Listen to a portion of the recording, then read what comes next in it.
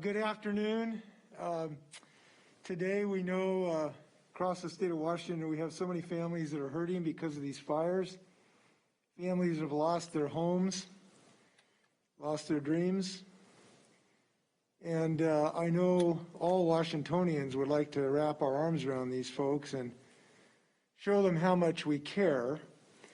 And Trudy and I feel that same way, and that's why the other morning before I went to Eastern Washington, Trudy and I picked some apples off our tree at the Capitol residence to take as a gesture to the people to let them know in Bridgeport, Malden, that they're not alone.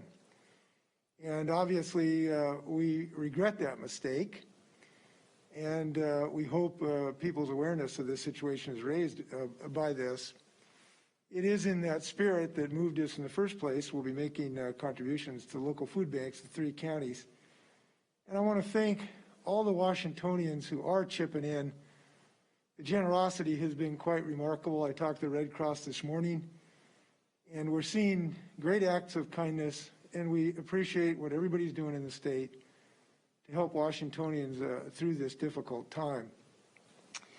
This morning, I want to start by congratulating Bob Ferguson and his team for another victory for democracy in the state of Washington.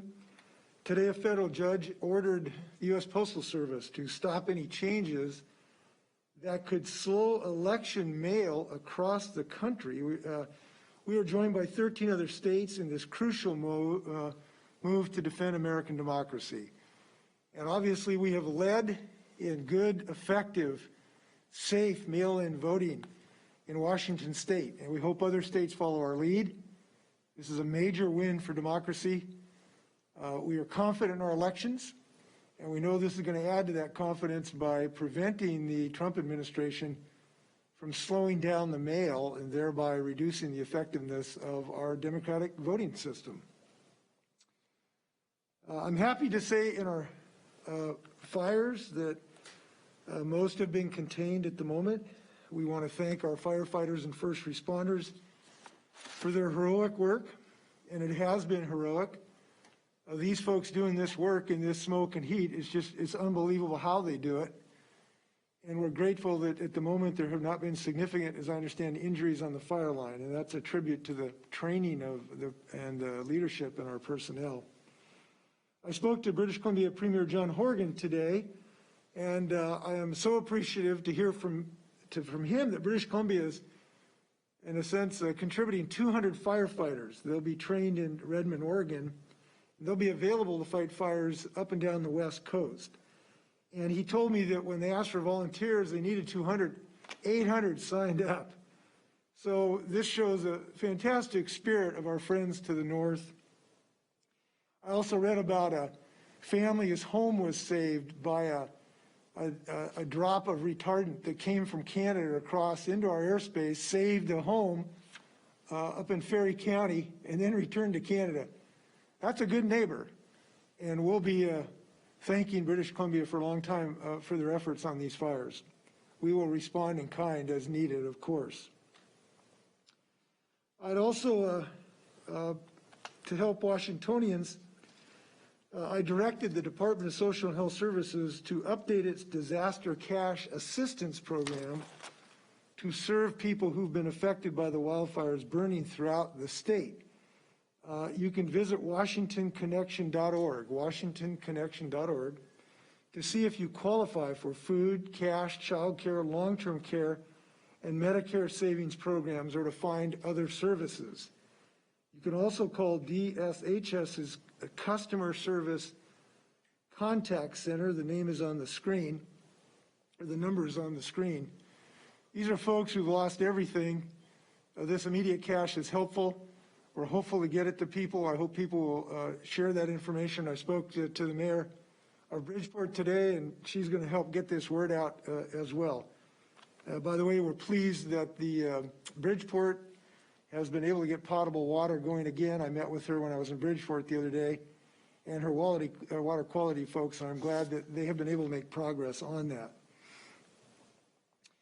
So while we're doing what we can at the state level, we've also asked the federal government to pitch in. We've asked FEMA and the Trump administration for a federal major disaster declaration due to the extensive damage caused by fires in the state of Washington. And I am specifically requesting FEMA provide individual and public assistance for Whitman County declarations, including sheltering for those displaced by evacuations. We will be requesting public assistance for additional counties, we hope, in the coming weeks when we're able to conduct the necessary damage assessments. Right now, conditions remain inaccessible and unsafe to do those assessments in counties other than Whitman. If these assessments are able to be completed, other counties may be included. I'm really hopeful that the federal government will come through this time for Washingtonians who have lost so much. Now, I know that we are all feeling the problem of the smoke and the terrible air quality which we've had over the last several days. We know that bad air quality makes everything tougher when you can't go outside for fresh air exercise. And we know we all feel this sort of dark, oppressive cloud about 1.5 inches over our heads. We all feel that. A lot of people I've spoken to in the last few days have shared how that impacts how they feel, their mental health, not just their physical health. And we know Washingtonians have been going through some rough times that put stress on us all. COVID has been with us for more than 6 months. We know that that is an impact on our mental health. And we also know that it's normal not to feel okay during a pandemic, much less fires. So this is really tough. And we know that anyone can experience these impacts, regardless of race or gender, politics, or religion. It's normal to feel abnormal, as I guess what I'm saying. And I know a lot of people are struggling and have had a hard time over the past few months. So the ongoing pandemic, the historic protests for change, the wildfires, the bad air quality, the loss of our loved ones, people are fighting for their lives, their livelihoods, and their homes. It's a lot to take in, and that's tough. Mental health is physical health, and it's just as important to look out for signs and symptoms of emotional distress in ourselves as we do regarding ailments and injury. So we have brought some experts today to talk about how to protect ourselves and our loved ones through these difficult times with mental health challenges.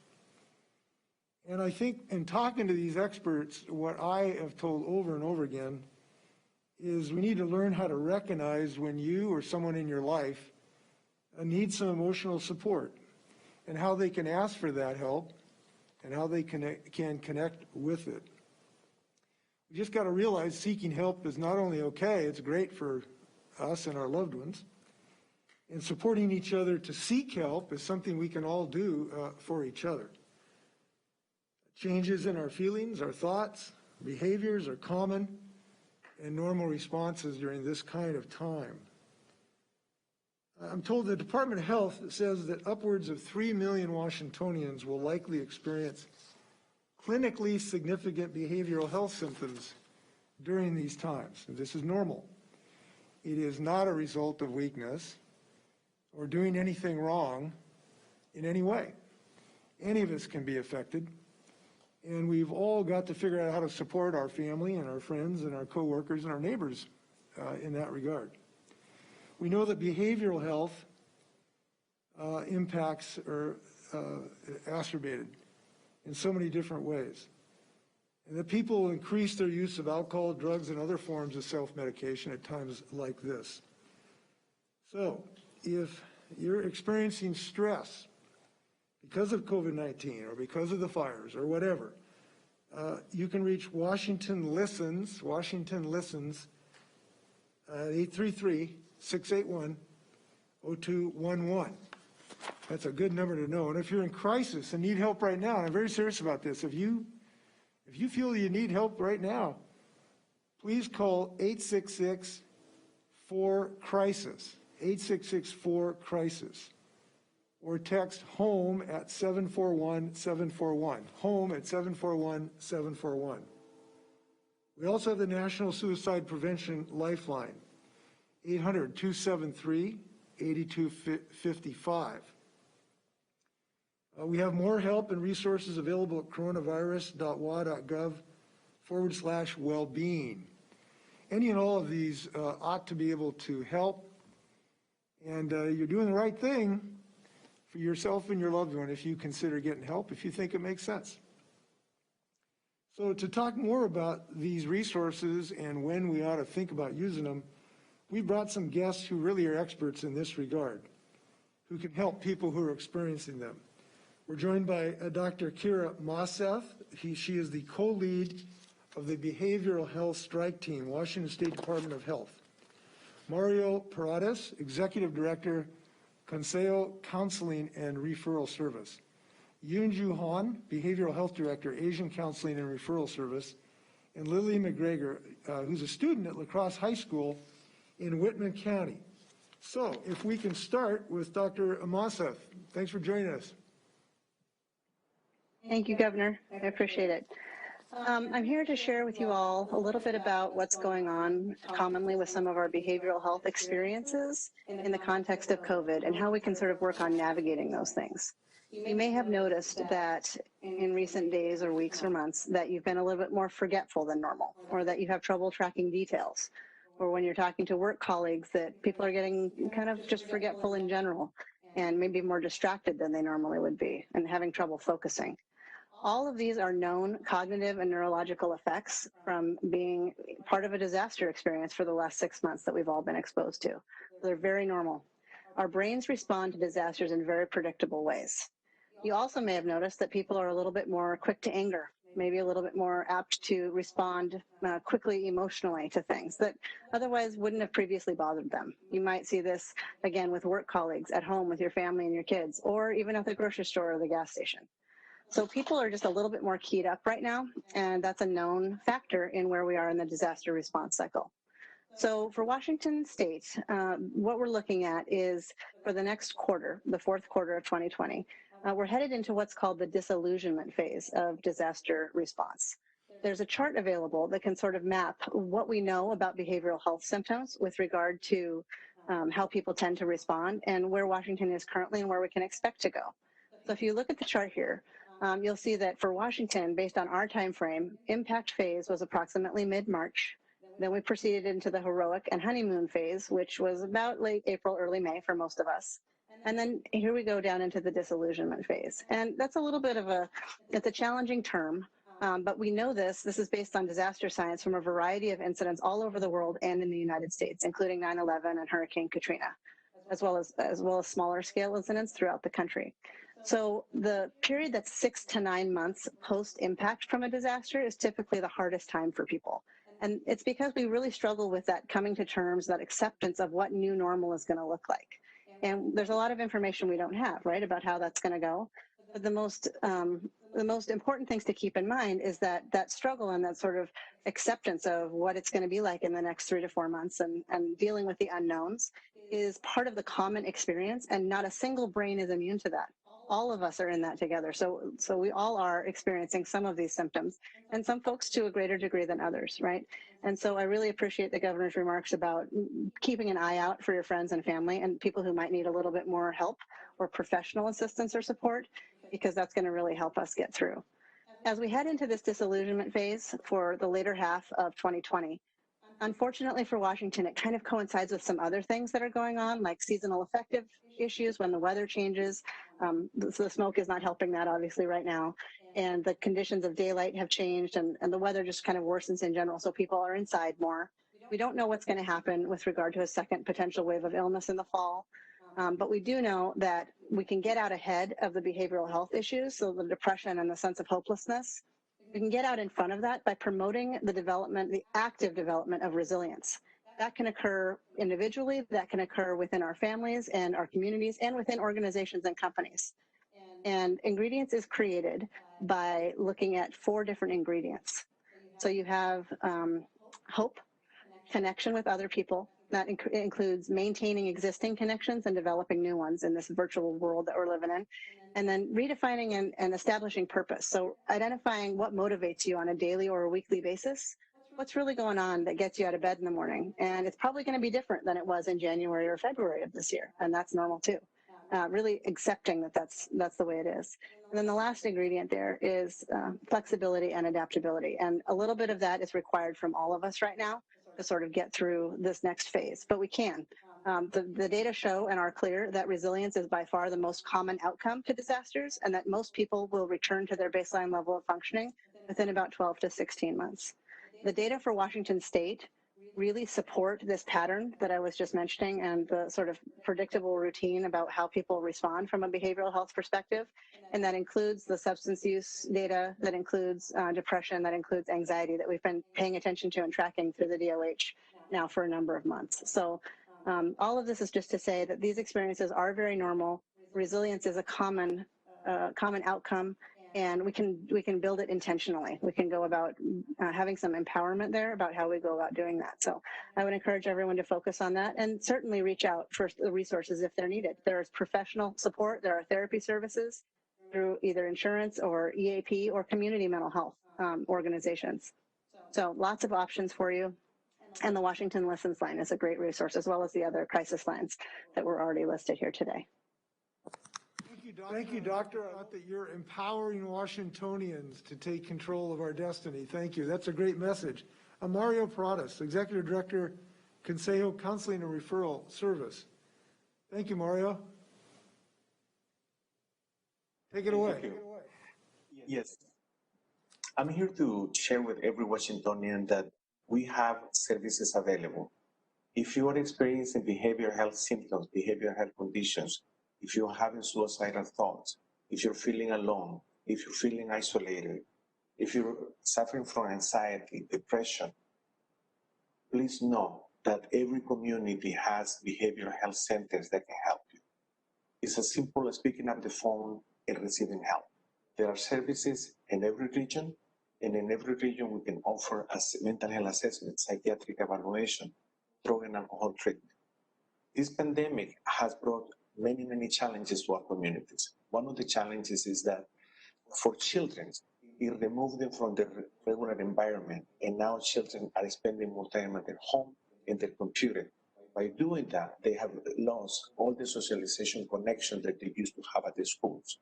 This has created a lot of children's behavioral issues.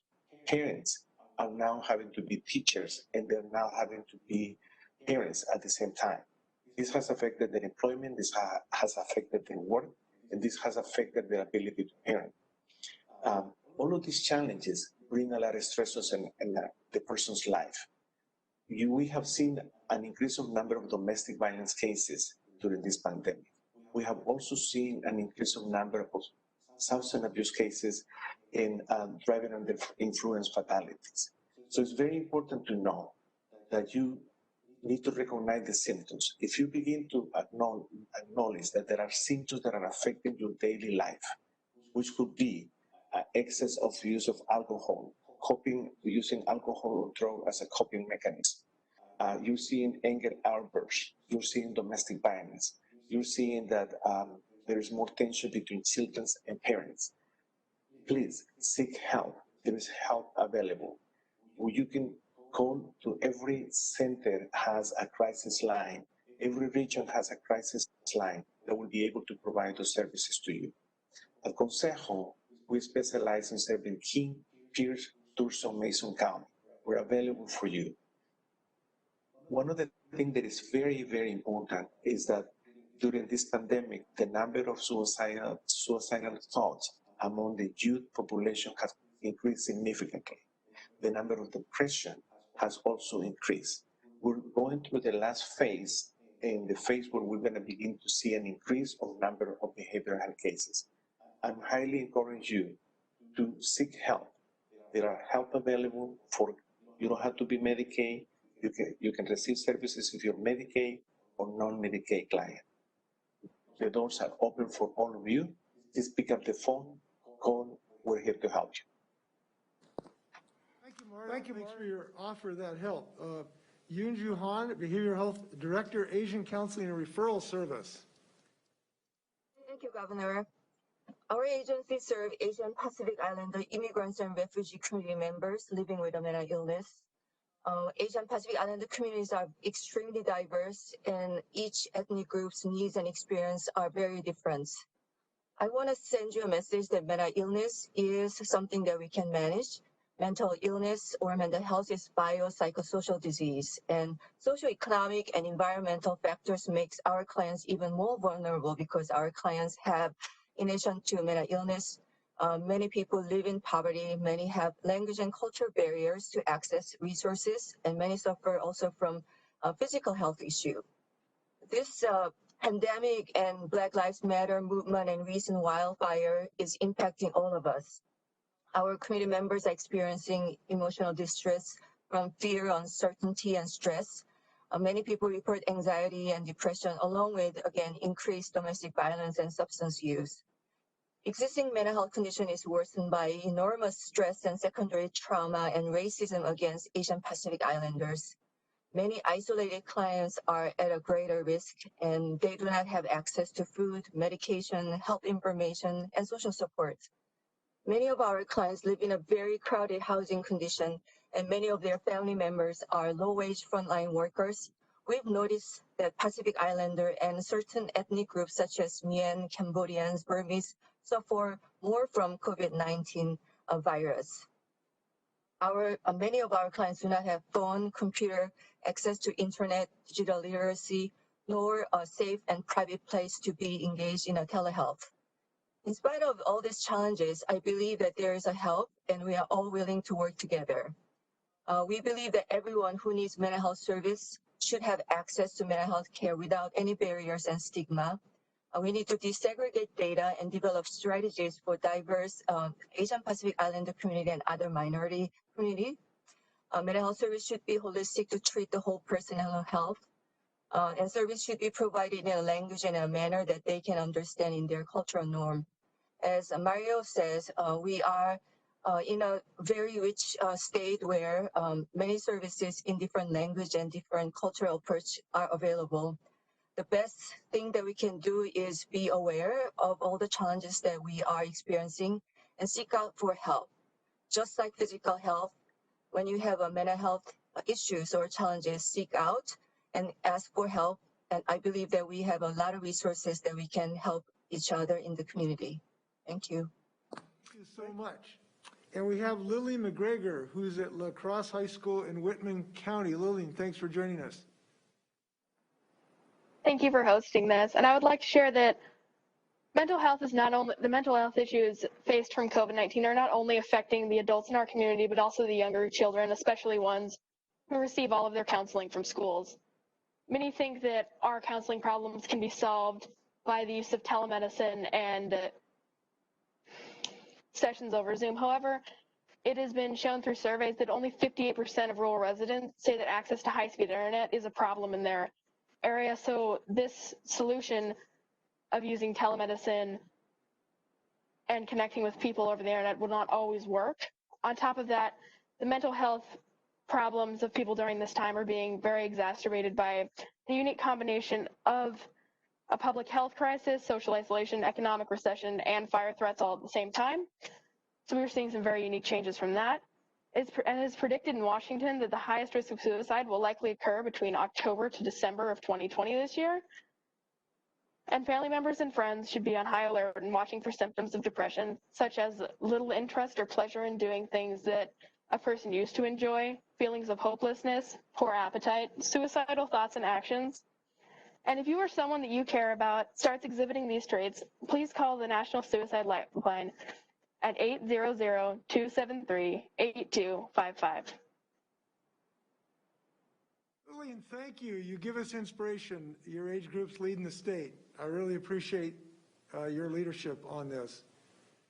And by the way, if you know any students at Whitman, as they return, I hope you remind them that we need their help to prevent transmission of this COVID too. So you got to be really careful about that excess party. And I bet you can help me, right? Well, we might have lost Lillian. I'll see you at her graduation, I hope. One of the take-home messages I have from these experts is a good news story. which is that we can affect our mental health. It is in our power to do that. And it's very normal what we're all experiencing right now. That's good news. So I hope people can continue to help themselves and each other as we move forward on this. There's another thing we need young people's help on, and that is that we unfortunately are seeing significant growth of the COVID pandemic on college campuses. There has been an enormous spike, as we understand, at Pullman. So yesterday I had a good conversation with some of our college leaders, both students and administration, as well as some of our police folks. And I'm encouraged by the leadership across our state on this subject of all ages, people who are actively working to keep our students safe. Because when we keep our students safe, we also keep the community safe. Talking to the police chief and President Schultz and the students in Pullman, we really care about those Cougar students. But we understand when they keep themselves becoming infected, they then don't turn around and infect other people in the Pullman community or when they go home to their families. So we all have a stake of what's happening as our students return. And what we've learned is that even though these students are receiving an on-site or an off-site education, when they are congregating off the campus, that's where we're seeing big transmission. So we are hopeful that the student body leaders will be successful in their initiatives. We saw some really aggressive initiatives in the Cougar student body population, and we talked yesterday about how to expand that statewide. And my staff will be working with some of these student body groups to design, to listen to their leadership about how to design a communication strategy to help keep people safe. In other COVID news, yesterday we joined California and Oregon in announcing that our 3 states will be using an app that Google and Apple jointly developed for notification of your exposure to COVID. It's really important to realize this is a voluntary app. It will anonymously notify a user who has been in close contact with another user who tests positive for COVID-19. This will not keep people from catching the virus, obviously, but it will let them know if they have been exposed and therefore need to get tested. I want to repeat, this is a voluntary thing on both sides. You volunteer to share your information if you desire with the app, and you volunteer to be notified should you desire of that. And all of this is maintained with great privacy protections. We've insisted on that. We know that this smoke has been unhealthy for so many in the state of Washington, particularly those who work outside of many industries. And I'm thinking right now of the agricultural workers who have been working in very difficult conditions to keep us fed and nutrition on our tables. We are working to keep those workers safe. To that end, we have provided about 1,250,000 masks to our farm workers. And that has included, from the smoke standpoint, nearly 500,000 KN95s for fire and smoke. That's so far. This is important work. There will be further transfer of these to farm workers. I think it's about 25,000 in the next week. These folks deserve protection. This is important joint effort between our offices, agencies, nonprofit community organizations, and agricultural associations. We're also looking at potential emergency rules in the short term. We don't know if we could get them in place before the smoke is gone, but we're definitely considering rules for the long term, considering that we have to realize that the frequency of these fires causing this smoke is going to increase with changing climate. So we'll be looking in the next few weeks at changes in the rules that would set potentially a requirement that employees working outside under certain conditions would be provided with effective masks. With that, I'm happy to stand for questions. We've gone on long today, so we may not get to everybody, but happy to stand for questions. First question comes from Joe with the Seattle Times. Joe, are you there? Yeah, sorry about that. Governor, given the outbreaks not only in Pullman, but at college campuses around the nation, how can you feel confident that students will self-monitor or self-enforce stringently enough to tamp down on outbreaks there? And do you think there's any more moves that you think the university should be taking? Well, first off, we know what the most effective thing is for people in general, and certainly for people of this age group, and that's peer influence, peer pressure, peer communication. We need young people to influence other young people to help and to be responsible in this regard. And that's why we're pleased that the student body associations that I talked to yesterday I believe will be aggressive on this. I believe they'll be comprehensive. I think they'll be smart with their messaging. And they have targeted messages that people respond to. I saw a couple signs on the Pullman campus. You know, it said, COVID sucks. People understand that language. Another sign said, don't be a COVIDiot. So that's the most powerful, effective technique to change behavior. But there are student conduct issues in Pullman. If you do receive, I'm told if you do receive a citation from the Pullman Police, that is something that's referred to the Student Conduct Association, and the Student Conduct Board could take some sanction or educational policy to help the student become positive. The Pullman Police are issuing financial citations, not criminal citations, but financial citations. And the Pullman City Council just included the potential that party goers, not just the person who held the party, could also be responsible for that. That could happen in other communities.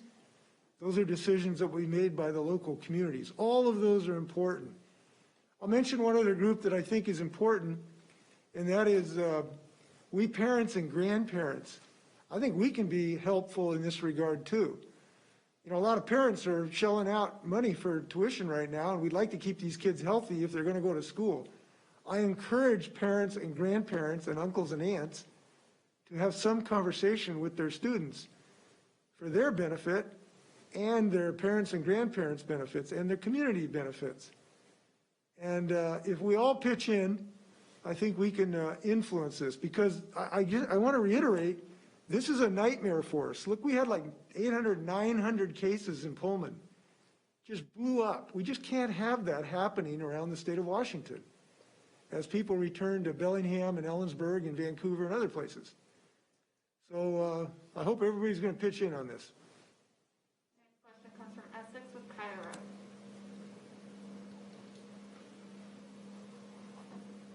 Essex, are you there? Go back to Essex. Next question will come from Jim with the spokesman review. Governor, the House Labor Committee got a report on the unemployment trust fund this week, and I'm wondering, it's half of what it was before the pandemic started. I'm wondering, would you support using some of the state's CARES funding to backfill the unemployment trust fund, which could be so low by December that they'd have to seek a federal loan to keep it in good shape? I haven't thought seriously about that. I doubt it, and the reason is that first off, we are very healthy relative to other states. We have a very large trust fund relative to other states. We're fortunate in that regard. This borrowing is frankly not an extraordinary event. Many states have done it and will do it throughout this circumstance. So it really does not affect really adversely our situation.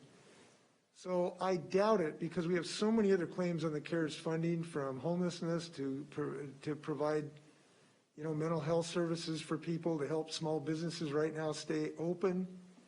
So I doubt that would be an appropriate use or necessary use of those funds at the moment. We'll go back and try Essex again. Essex with Cairo, you are unmuted.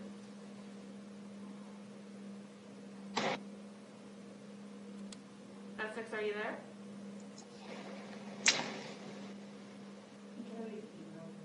Essex, if you can email your... Are you hearing me now? Yeah, go ahead, Essex. Okay, thank you very much. Thank you for your patience. Governor, how do you react when you hear the U.S. Attorney General Bill Barr liken the COVID safety lockdowns that you've ordered to slavery? I'm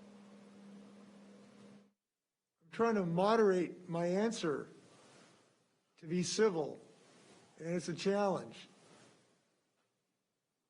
The things we're doing are saving lives in the hundreds of thousands.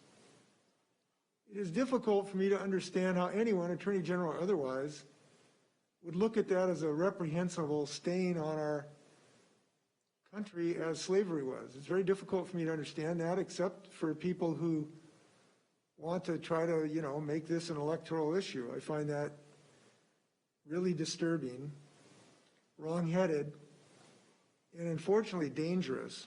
And I just want to come back to that dangerous part. This isn't not an issue of offended sensibilities. It's not a matter of not showing proper etiquette. It is enraging because it endangers people's lives. That's what's at stake here, not our feelings, not our bank account, our lives. And when this administration and Mr. Barr essentially try to convince people that this is a hoax, that it's just going to go away, that it's on its own, that we're going to have a vaccine next Thursday, that masks really aren't that important, that endangers Washingtonians' lives. And that's not acceptable to me. And it's going on across this country. And Mr. Barr is not the only person who's trying to convince people that wearing masks somehow is a communist plot. And Republican and Democratic governors alike are helping their constituents to mask up. Dr. Redfield, the CDC leader in the Trump administration, hired by Donald Trump yesterday, said that masks could be as effective or as helpful as vaccines. That's an important statement. And to have the Attorney General try to undercut that effectively is stunningly dangerous. Not just offensive. We could get away with offensiveness. We should not accept danger. And that's what this is. So I've tried to be civil in my comments. And by the way, I'm happy to wait for your question, Essex. Anybody who's been at this for 38 years deserves to wait a little bit. Next question comes from Jerry with the Everett Herald. Governor, starting Monday, the Employment Security Department is planning to process and start paying out some added benefits under the Lost Wages Assistance Program. Earlier this year, the department had some troubles getting workers their benefits. What have you done to assure eligible workers will get their benefits in a timely manner this time? Well, I was briefed this morning about that by the director, and I'm really pleased that we think by end of September that queue will be back into a normal setting. As you know, we've been working diligently to get that down as fast as humanly possible. And we think going forward, there will be a relatively more normal time period because, as you know, there was such a deluge of 10 times as many claims that this organization was set up to handle. And now that we've got that back down and hope to have that down to the appropriate level by the end of this month, it should be a relatively normal time period. I'm also pleased, I believe, and you should seek confirmation of this, that today we were told we will have, it's either 5 or 6 weeks, I think it's been confirmed, which we're happy about, of these additional benefits, and we're really happy about that.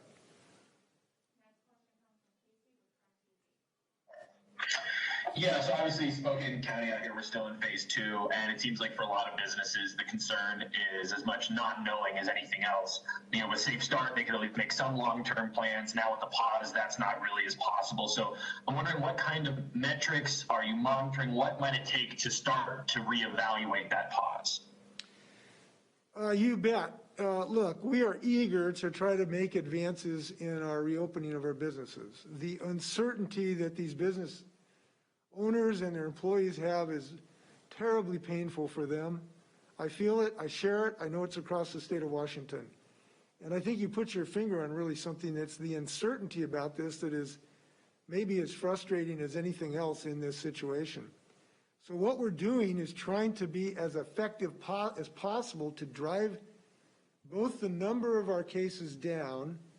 We're shooting for 25 per 1,000, and the positivity down, and the R0 number down, which is the number of people you're infected that one person affects. To get all those three numbers down to a level where we believe we can keep them down. We're a ways away from those right now. There has been some recent progress, as you know, in the number of cases. That has come down. We're very pleased by that.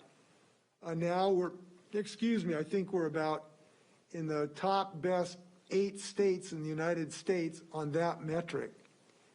The positivity metric has been a little improved, but it's sort of plateaued the last, week or so, at least according to my review. The R0 number we think might have been below 1, but might be a little above it now, still hovering around 1. We've got to get that number down. So those are probably the hospitalization, obviously, rates are obviously important, and the deaths are our ultimate arbiter of this. Although the deaths, because they lag so far behind the infection, the hospitalization rate is probably more important in our assessment vehicle. Now, the reason I mention this is that our ability to open these businesses is dependent on reducing the rate of infection. And we have an extremely powerful tool, we believe, to do that, and that's these masks. And if we want to open up our businesses, the more people that wear masks, the faster we're going to open up our businesses. That's just a lead pipe fact. And it's another reason that I hope we will continue to have great compliance with the mask requirement. And I will tell you that it is greater than it was a month ago. And I would just, if I can, just take a moment why I say this. We had a huge need to mask up a month or two ago. And as a result, and there's pretty good evidence of this, we have driven some of these numbers down. But it's probably more important in the next 2 months, because this is when people are going to come back inside in the fall. They are going to be in contact closer inside than outside. We know inside is much more dangerous than outside. And if we let our guard down and start going to family dinners with several people in the same room not wearing masks and they're sitting next to each other, this is just a recipe for disaster, and we'll be right back in the soup. Europe is now experiencing this. This morning's news out of Europe is that there's been several really concerning spikes in Europe. They got their numbers way down, lower than ours, but now they're coming back up. And we have to realize the next month or two is very challenging for us in this regard. And I wish I could say that we'll have a vaccine before the election day. I know the president will announce that. You can almost be assured that he will announce a vaccine, even though we don't have one.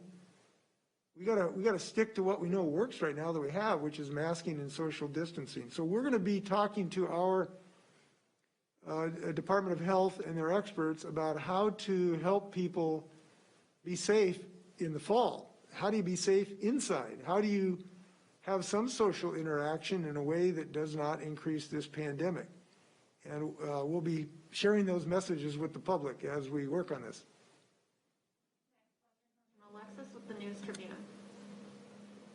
Governor, I'm wondering if you can talk about the accessibility of telehealth opportunities with mental health providers. I'm wondering if those appointments are available and affordable in our state, and what the state can do to support those efforts in places where they might not be. Well, we have passed some laws to make sure that telehealth can be paid for by insurance companies, and that's really a good thing.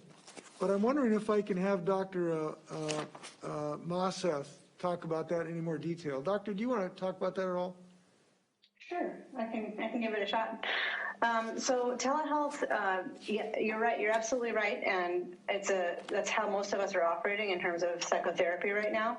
And insurance does work with us very well, hand in glove, to make sure that our patients have had continuity of care throughout this COVID incident. And the issue of internet access is something that I know that agencies throughout the state of Washington have been working on to make sure that rural areas are, like Lillian was mentioning earlier, have the access to get people the support that they need if they're not able to see providers in person. So most of the providers that I know and work with are using telehealth effectively. They're able to maintain continuity for their patients, and that's worked fairly, seamlessly as much as it can with insurance and with billing and payment and that kind of thing. So it hasn't really stopped the flow in terms of the services that people are able to provide. Any of the other speakers want to add to that? Anything? Okay, great.